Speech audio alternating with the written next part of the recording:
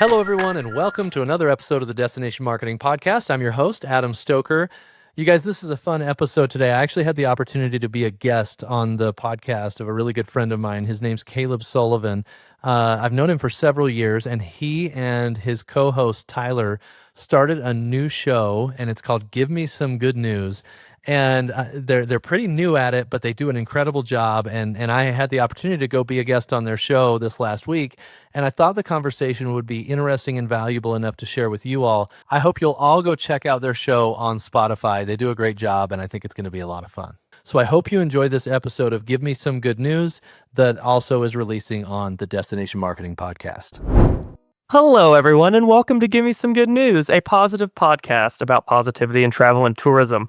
As always, I'm your host, Caleb Sullivan, here with my delightful co-host and probably the best-dressed co-host in the world, Mr. Tyler Ford. Tyler, how are you doing, sir? Caleb, this is the first time I've been called delightful, I think, wow, maybe ever.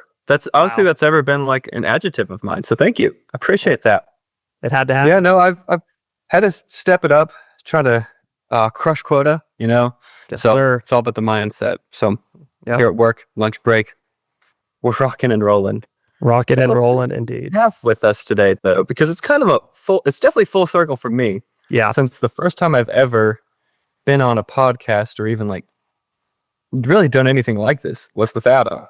Yes. And spoiler, it is with Mr. Adam Stoker. I would argue one of the podfathers in our space. Adam, we are so stoked, pun intended, to have you. How are you doing today, sir? Guys, I'm really happy to be here, and I appreciate the opportunity. I had a chance to listen to a couple of your episodes. It's a lot of fun, and you know what? The world needs some good news right now, so you guys are crushing it. Yes, the world does need some good news, and we are delighted to bring it in any way, shape, and form possible. One of the things I've always admired about you is your spirit of entrepreneurship. You've always been someone I've looked up to in this space as someone who looks forward, who solves problems.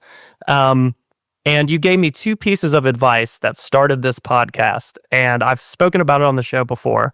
But one of the things you told me when you and I sat down, you said, Caleb, you don't need permission to do anything in this space. Just do it. And the second was, I've learned everything I know about destination marketing over 400 episodes of recording a podcast. Those two things alone inspired this podcast here. So first, I just wanted to say thank you for that.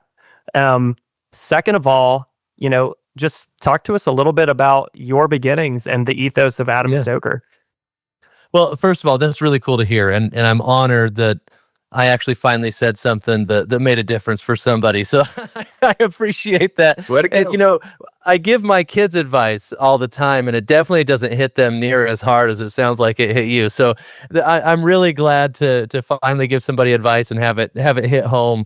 But Caleb, I actually don't think you needed much of my help on that one, because you have done a really fascinating job. I've watched you since you got into the industry with, well, I shouldn't say since you got into the industry. When I met you, you were with Carver Ties and had been in the industry for a couple years.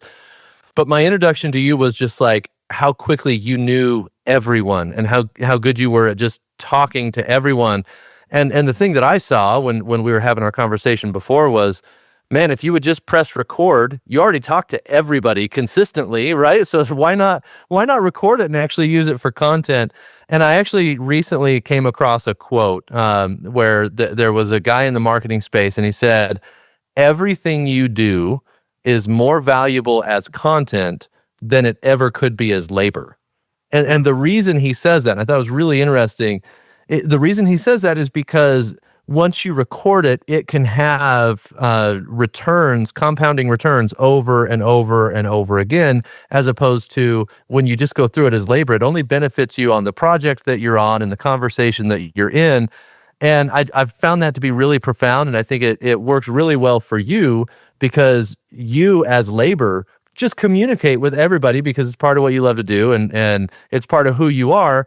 And now you actually get to leverage it as content, which I think is going to provide a lot more value. And Tyler, you and I were on the show on Destination Discourse before, and we had you on there with Caleb as a guest.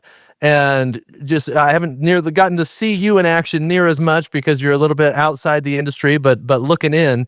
But you got to listen to a few of these episodes, and it's fun to hear the dynamic show. But I'll give you just kind of the brief rundown. I got into the destination marketing space in 2012.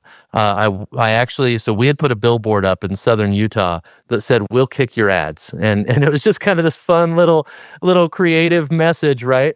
And we actually got it's the highest performing marketing activity that I've ever done for an agency, because we got multiple calls off that billboard, and it amazingly primed the pump for a lot of the conversations that I had. So shortly after we put up the billboard, I walked into the Cedar City Bryan Head Tourism Bureau, and I just saw the sign and thought, oh man, they probably have marketing budget. I didn't know anything about tourism or DMOs or anything like that.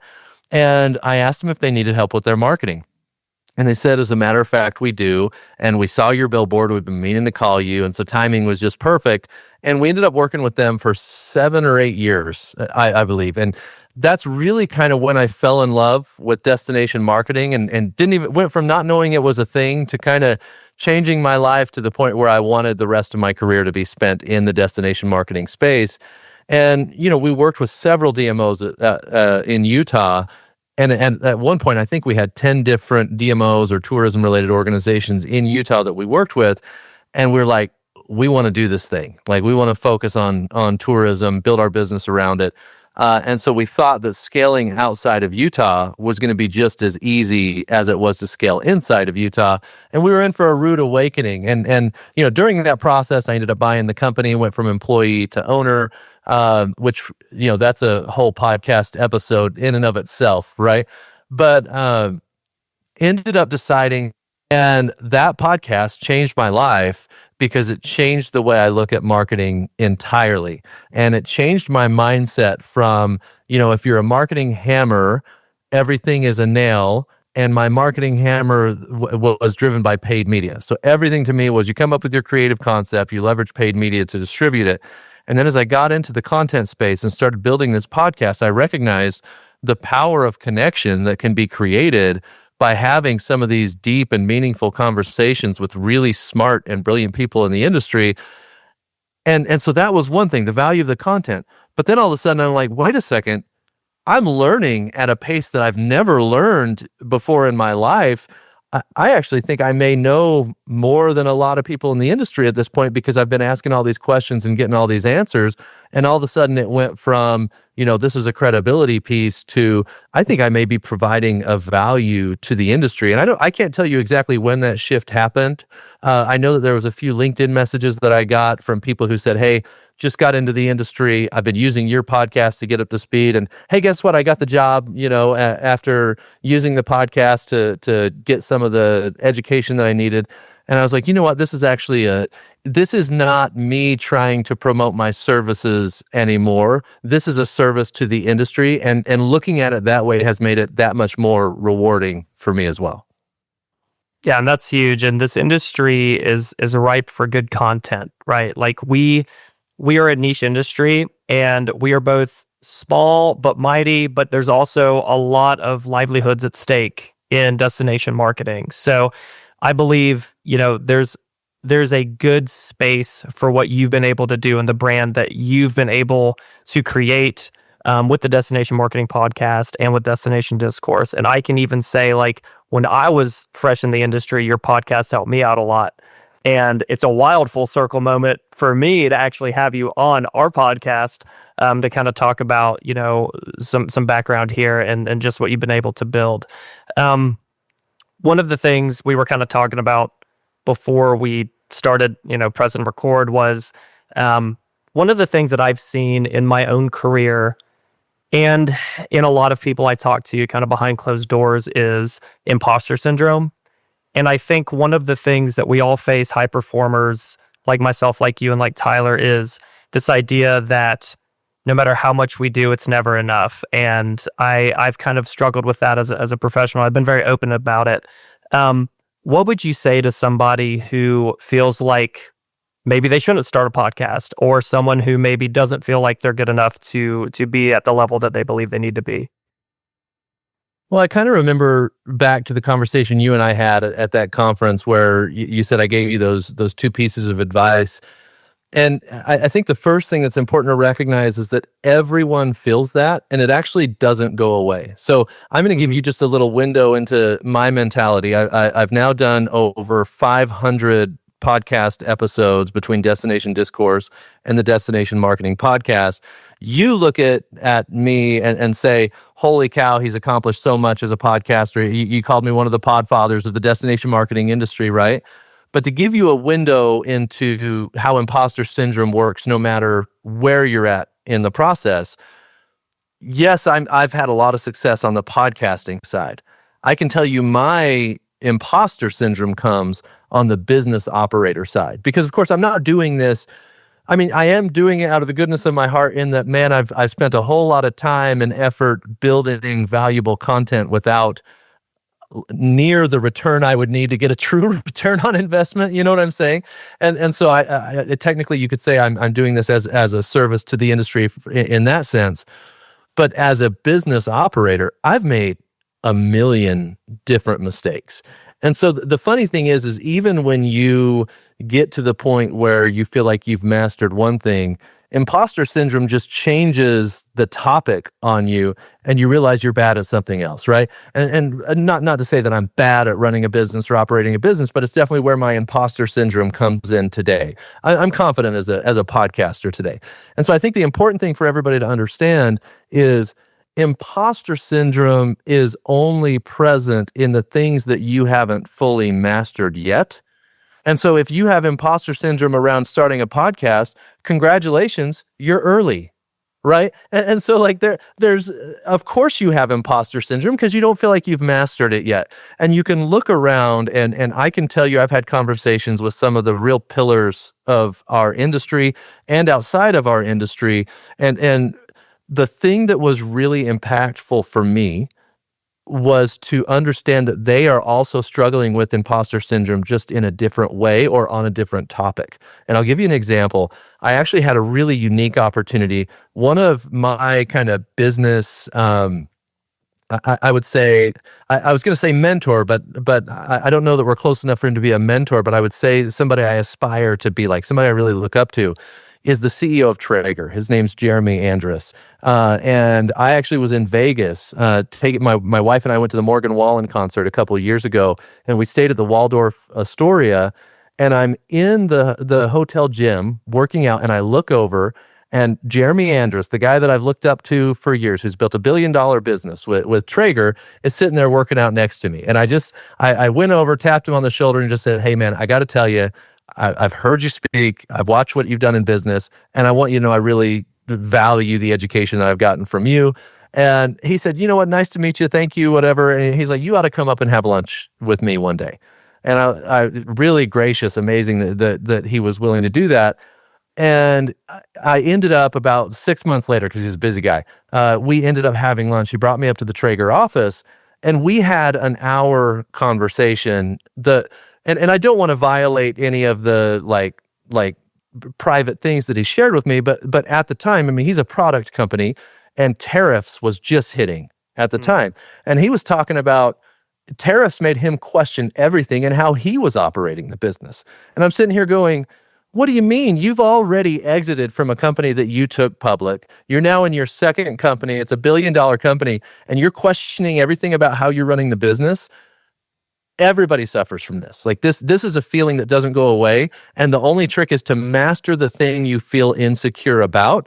And the good news is then you're going to feel imposter syndrome about Yeah. So it doesn't go away. You just have to manage it.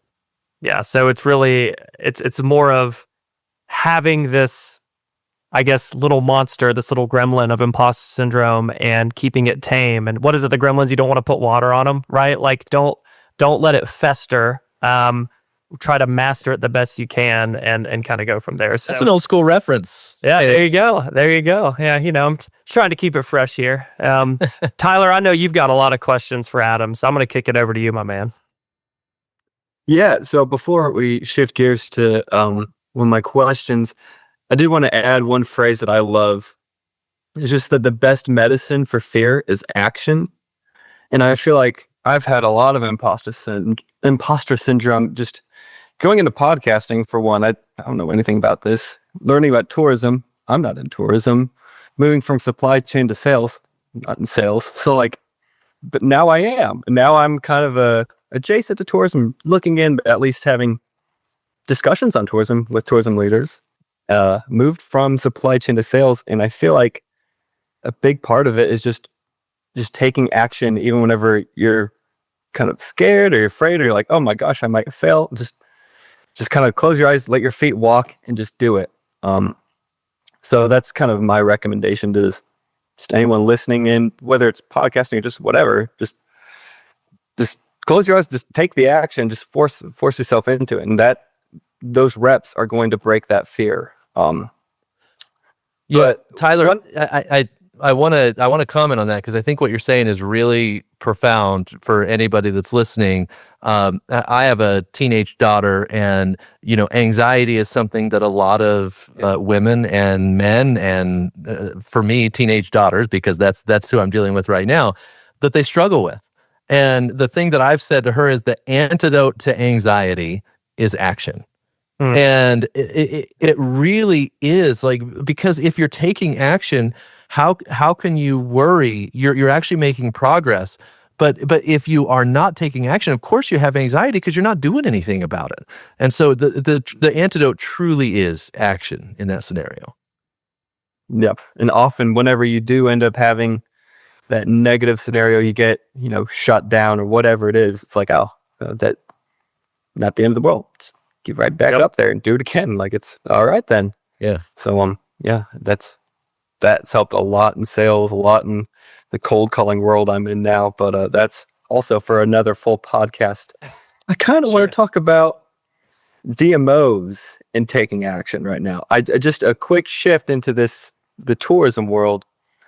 I think that in general, DMOs suffer from tradition paralysis, right? Like, kind of just the industry as a whole. And I just would like to hear some of your thoughts on this. And I kind of have thought of an interesting game that DMO leaders can also play with their teams. But I'd like to hear you talk about this tradition paralysis real quick first.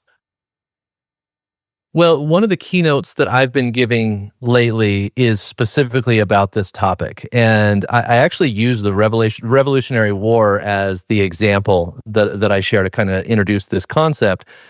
And that's the fact that when you really understand what happened in the Revolutionary War, you had the British, who they were the most powerful military in the world. And the way they fought is they would line up in these structured lines in the middle of a field, and the front row would shoot, and then they would duck and reload while the second row would shoot. And then they'd alternate, right? And at the time, it was the most advanced warfare that there was in the world. And then from behind, you'd have the people shooting the cannons over the top into the other group that they were fighting or whatever, so on and so forth. Well, the Americans, instead of standing in the field and waiting to be shot by the first or second line of British, they hid in the trees and shot from the trees into the field, and I mean, obliterated the forces that were trying to shut them down. And what you realize by looking at that is the British were actually following a set of rules in a game that was no longer being played. And so they're sticking to these old rules that were completely arbitrary. They were just the way it had always been done. And because they just did it the way they had always done it, they ended up getting destroyed by the underdog when they absolutely should not have lost that war. And so if you compare that to what the Americans did, they changed the rules of the game, and they were no longer beholden to the rules that had existed for years and years and years before that, right? And they actually changed warfare forever. Now, I know we're in a time where warfare is not exactly a topic that people are excited or comfortable with, especially what's going on in the world. But when you look at this specific example, DMOs can learn so much from how the Americans approached that battle. I compare the British to the incumbent and the Americans to the challenger. The incumbent has a lot of luxuries that the challenger does not have. For example, the incumbent has the ability to essentially serve the average customer that they have and put a lot of money into that. And naturally, they're going to neglect the niches because you know what? They don't need to focus there because they can get so much of their average customer there. Well, challenger destinations in the destination marketing space, this is one of the things that I think is unique to our space. They think they're going to beat the incumbent by emulating their plan and playing by the rules of the incumbent. And so you've got paid media strategies that look exactly like their larger competitor. Well, congratulations, you are guaranteed to lose because you've got a smaller budget if paid media is your strategy, right?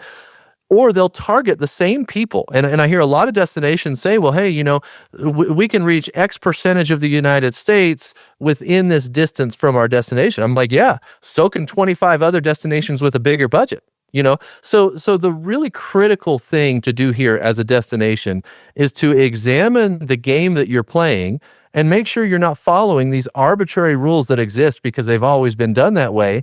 And instead, you need to blaze a new trail, whether that means finding a new audience that the larger destinations are not targeting, find a creative message that says something that other destinations are not saying as far as what travel is going to do for the visitor, or build events that cannot happen anywhere else and cannot be taken because the destination owns those events and experiences. There's so many different things that a challenger destination can do to combat the way things have always been done. But the one thing that I can promise anyone that's listening is you will never beat the incumbent by emulating their plan or playing by their rules. And this industry does it more than any industry I've ever seen. Yeah, rip off and replicate. I remember was something internally when I was in the DMO space that we would talk about. And you bring up a good point. You know, Tyler and I talk about this a lot, but niche is the new mainstream, right? We need to focus our ad dollars away from trying to be everything to everyone. If you take your destination marketing advertisements and you can copy and paste in, say, any beach destination, any mountain destination of a similar comp set, you've already lost.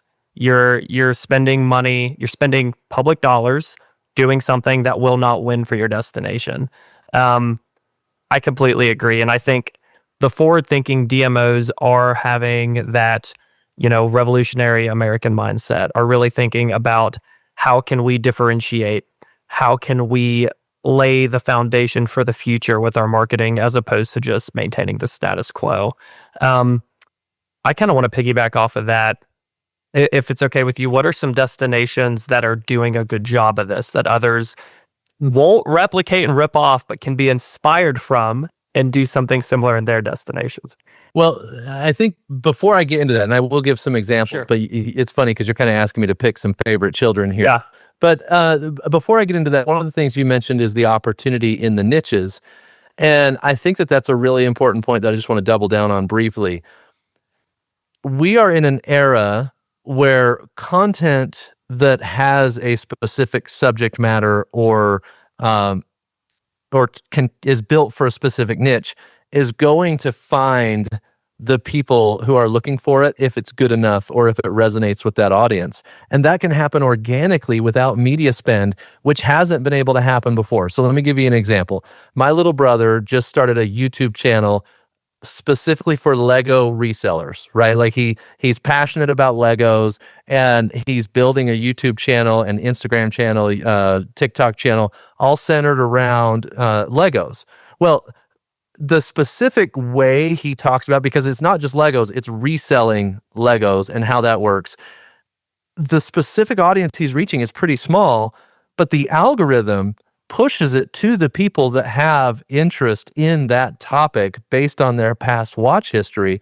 So he's 4 videos in and already getting great reach on those videos. And he does a great job with the content. It's valuable to the user and it's a niche project. So the thing that I want to stress here is that the landscape has never been better to target niches with a limited marketing budget and actually generate a return because you're no longer bound to the geographical limitations of the budget that you've been assigned. Your content can reach anyone in the world that has that interest. And that's why interest-based content or niche-based content is really interesting to me. So I want to make sure that everybody kind of catches that from the conversation about focusing on niches, especially if you're a challenger destination. But you asked me who's doing it really well. I've seen a lot of examples, and the great thing is I get to interview a lot of people and learn how they're doing it. I'll start with Myrtle Beach. I know it's low-hanging fruit. It's my co-host on Destination Discourse, but Myrtle Beach has identified that interest-based content can really generate a return. The best example of that I've seen from Visit Myrtle Beach is they recognize that 87% of families who have a child with autism don't travel.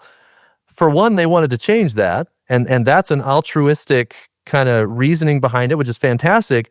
But hey, guess what? 1 in 33 children at this point have autism. That is millions of unactivated travelers that if you can actually convince them that it's worth making the trip, they're probably going to come to the destination.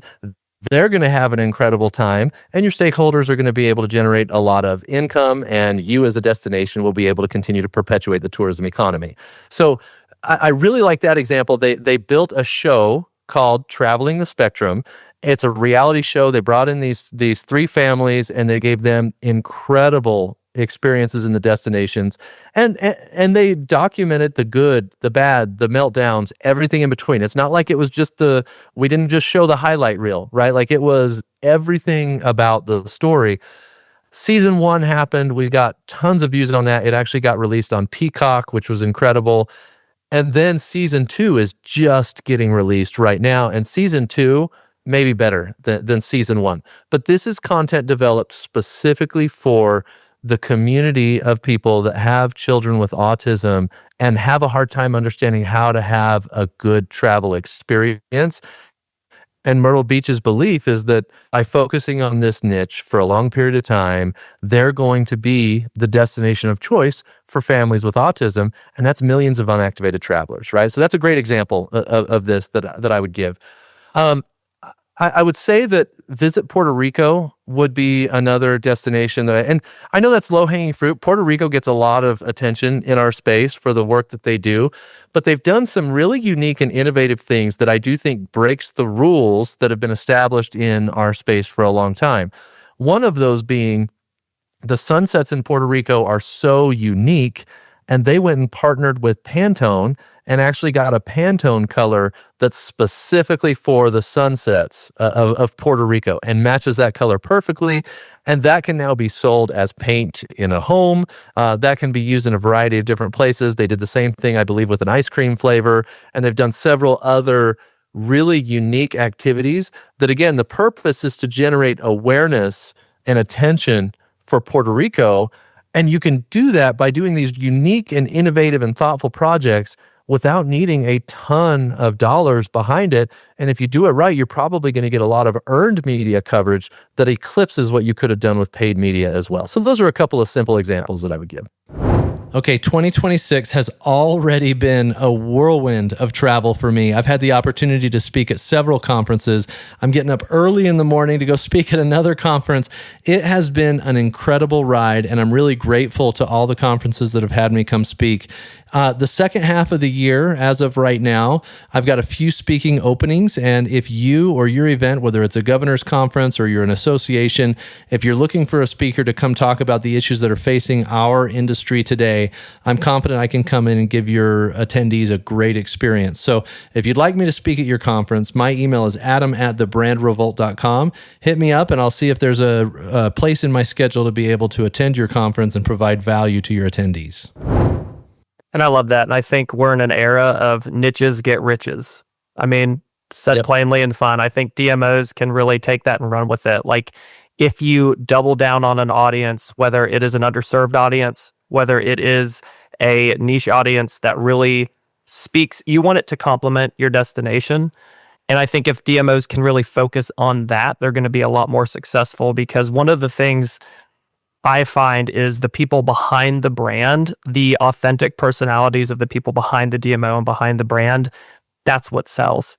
at the end of the day. And a lot of the work you've done with different podcasts with DMOs is a great way to get that message out. So yeah, I totally agree. I think both of those campaigns are really moving the industry forward. And I think if destinations can start to find what that is for them and run with it, and be confident in it. That's another thing. Stuart and you and whoever else worked on that campaign, that is a big ask. I mean, you're kind of rolling the dice. I know even the things he did with like the AI campaign and just like different things that he tries to do over there, like you have to have a level of trust with your board to fully go in and pursue those niches. And so do you have any advice for how to kind of gain that trust with a board? I know we're on the outside, right? Like we are not working in DMOs. So how have you seen it done well to get that trust to kind of do some different things? Yeah, I think when you're talking about risk tolerance in our space, you have to touch on this topic, because I can give you several examples of destinations who took risks and paid the price for it as well. And so there's a couple of pieces of advice that I would give. Number one is, if you're going to target a niche audience, that's not just throw the message out there and try to get that audience. Myrtle Beach went and got autism certified. You know, it's funny because there's a few destinations that claim to be the first ones to get autism certified. I'm not going to opine on who was first and who wasn't, but there's a few out there that claim, including one in North Carolina. But they went out, they got autism certified first. They educated their stakeholders on why they wanted to attract this group and why they felt like it was a good opportunity for everybody and why it was the right thing to do. And so the education and communication happened first, the certification happened first, and then they built the campaign.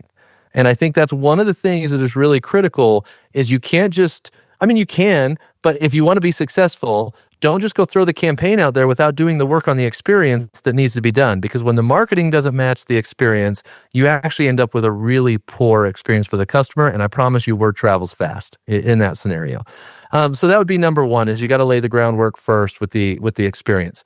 The second thing that I would say is, one of the biggest downfalls of the destination marketing space is that everyone is marketing by committee. And no matter what, when you're, and I'll say what I mean by that, but no matter what, when you're marketing by committee, you're destined to water down your message and regress it kind of to the most acceptable part of the idea, which in a lot of cases makes the idea not worth executing on because the committee has watered it down. So I say we're marketing by committee because we've got the marketing team, and then we've got the larger leadership group within the DMO. And then, of course, you've got the board, you've got the business stakeholders, you've got the political stakeholders, any of which can pop off at any minute and change the dynamics of the group, right? And so it's really important that if you're going to take risks, step one is you build relationships and coalitions with all the people in those groups. And that takes a lot of foundational relationship glad-handing work. And it's a pain in the butt, and marketers don't want to do it because they feel like they should be able to just execute on what they need to and let the success tell the story, right? But that's not going to happen. You have to build those relationships, and it starts with strategy. I mean, so many destinations go through the destination strategy process, right? Where they actually build the roadmap for the destination for the next 5 to 10 years, but they don't do a good job of educating the entire stakeholder group on what the strategy actually is. So if they all understand the strategy and they're on the same page with what we're trying to accomplish as a destination, then they know that part of your strategy is taking risks, and you intend to take calculated risks because your ability to get attention without taking calculated risks is almost zero, and you'll never beat the incumbent without taking a risk or two. So if you can get everybody on the same page on the front end, not this is the message we're going to put out there, not this is the actual risk we plan on taking, but culturally, who are we? Are we the challenger or the incumbent? If we're the challenger, you as a board or as a stakeholder group need to be comfortable with a certain level of risk that probably gets you out of your comfort zone a little bit. But if you're willing to let us do that, we'll bring the results, and then everybody wins. If those conversations don't happen on the front end, you're probably going to hang yourself out to dry when you try to take a risk on the back end. Well, okay. So I love that. I love the fact that you really have to break down kind of like the tourism supply chain idea a little bit, in the fact that steps have to be taken in order for you to do like the fun stuff, the reality shows, the podcasts even. So I love that sound advice of like making sure you break it down on the front end first. And I think that you should like pause and really think about that as you plan this stuff out. Because that's actually not something that, despite being the kind of in more planning roles, when I think about destination marketing, that's actually not what comes to my mind first. So I love that you brought that up. And another thing I wanted to touch on real quick, I know we're wrapping up a little, but Caleb, you said that destinations need to find what it is, a niche.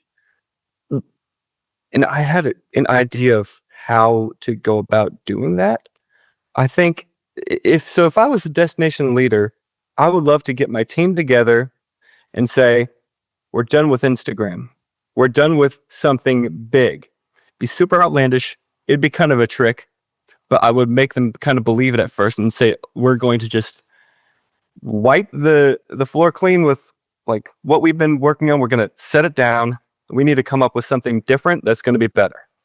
Like the Will Kick Your Ads billboard.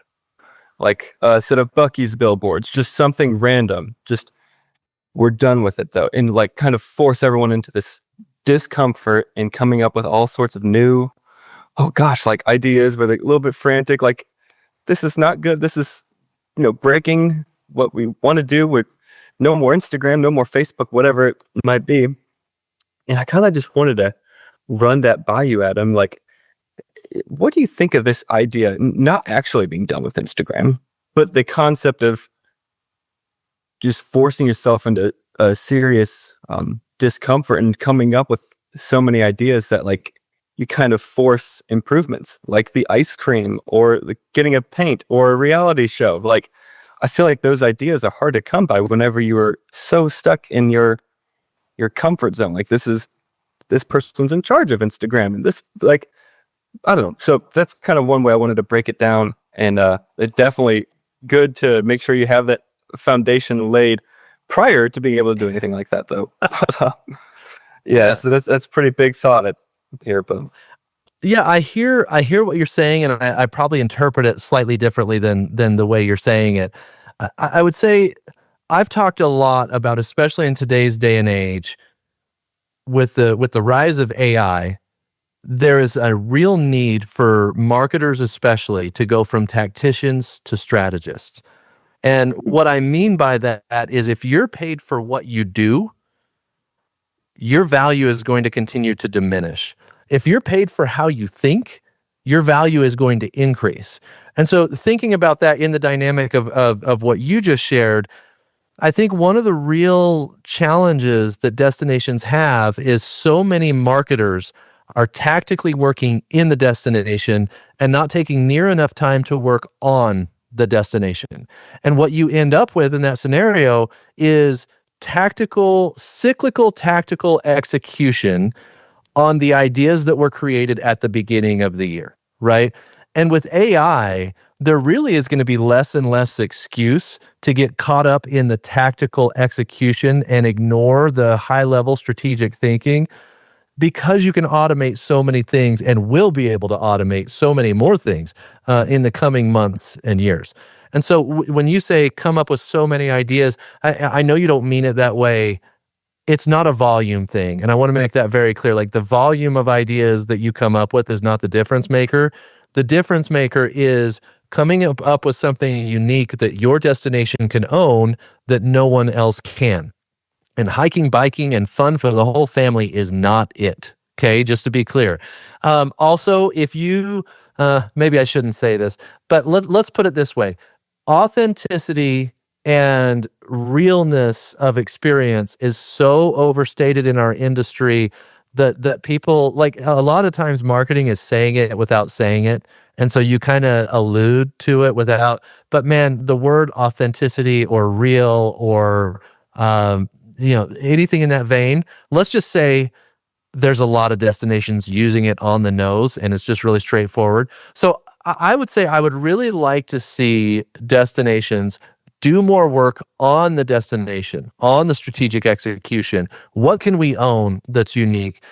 And automate some of the tactical fulfillment that truly can be automated now, or leverage an agency to do that. I kind of hate saying leveraging the agency to do that, because we're actually, as an organization, shifting from tactical execution to strategy. So we wouldn't necessarily be the agency partner that somebody would use in that scenario.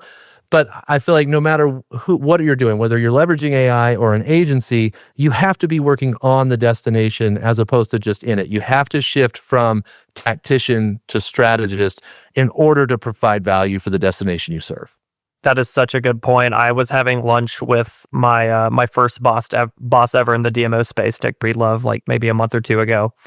And we were talking about AI, and I was like, Nick, my life would have been so much easier if this was around, because the amount of like blog outlines I did, the amount of like social media posts I put together, not to say that it can replicate everything you do, but it can at least help organize your thoughts in a way that we didn't even have, I started in the industry in 2019. So what is that, 6 years ago? I mean, it's wild to me. So you bring up a good point and we can touch on this before we land the plane here, but the future of marketing agencies in destination land. I think that this is something that you've talked about a lot. It's something I think about a lot, and it's something that I hope to change in this industry. And I'll pause at least this part of the conversation. I wrote some spicy takes on RFP and procurement. I believe that RFPs need to die for DMOs. You and I will talk about that on another podcast coming up. Anytime. That being said, what are your thoughts on the future of the agency DMO relationship over the next 5-10 years? Boy, that is a deep and interesting question. And I would say that over the next 10 years, there's going to be a massive migration of value and how it's achieved between the agency and the DMO.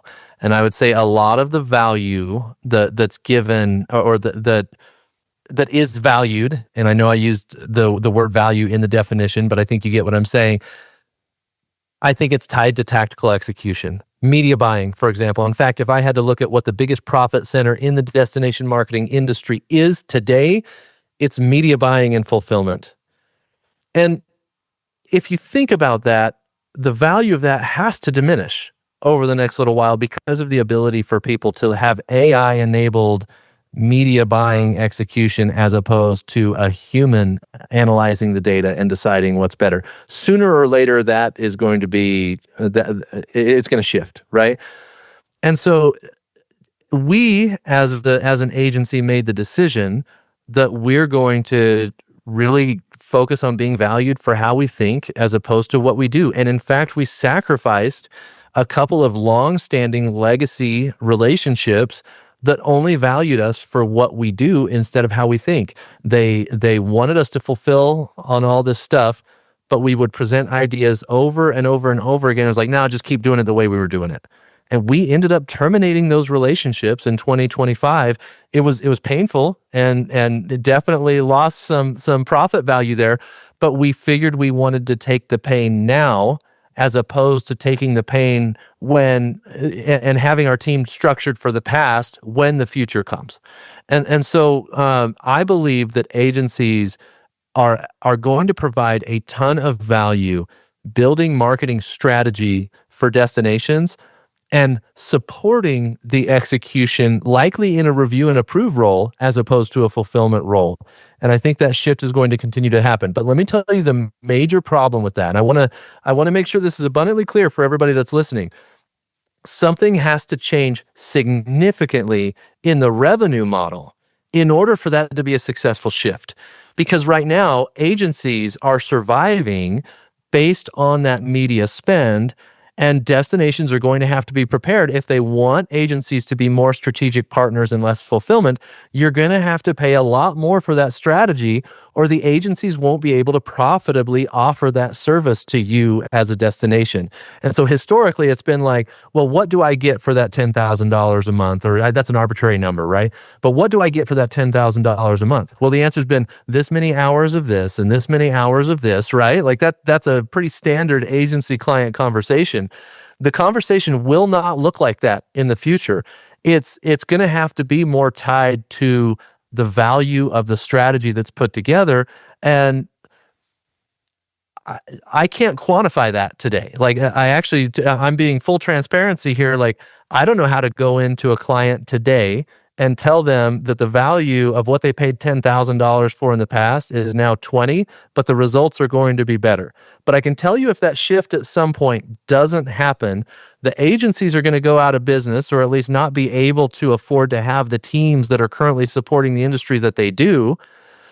And the quality of work is going to diminish because so much of your budget is going into tactical fulfillment. So as I look forward to the next 5 to 10 years, destinations are going to have to get a lot more comfortable paying a higher amount for strategy and valuing fulfillment differently. And that's something that's going to have to be navigated by both sides. I don't have the answer from the agency or the DMO side, but I can tell you the shift is going to happen over the next 5 to 10 years. Awesome. And that, I totally agree. I think, yeah, I love that you always bring this up. Agencies need to be paid for how they think, because at the end of the day, that's what needs to differentiate. We can all click buttons. We can all place ads. I did it at a DMO of 2 by myself before AI. So again, this is a mindset shift, a paradigm shift that I think if DMOs hear this, and if we are willing to get uncomfortable and navigate these uncharted waters together, then we've got a lot of good news ahead. And to land the plane here, we always like to ask Adam, what is some good news in your world? Good news in my world? Yep. So could be personal, could be work. Yep. Yeah, my daughter's 14 years old. Okay. She's trying out for the high school cheer team. She has put months and months and years of work into her preparation, and her tryout is today.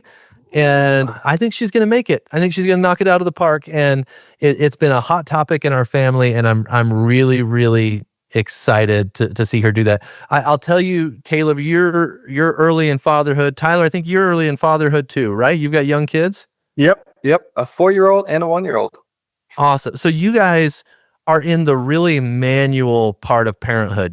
Caleb, you're stopping them from running towards the stairs, right? Like, yep. It's very kind of simple. And when I say simple, that doesn't mean easy. It Right. just means that you're stopping very simple mistakes, right? But at least for me as a parent, the value that I've received meaning the value of my life has increased so much when I watched that I taught my child something, and then they actually went out and did it, and it was meaningful, and it built their confidence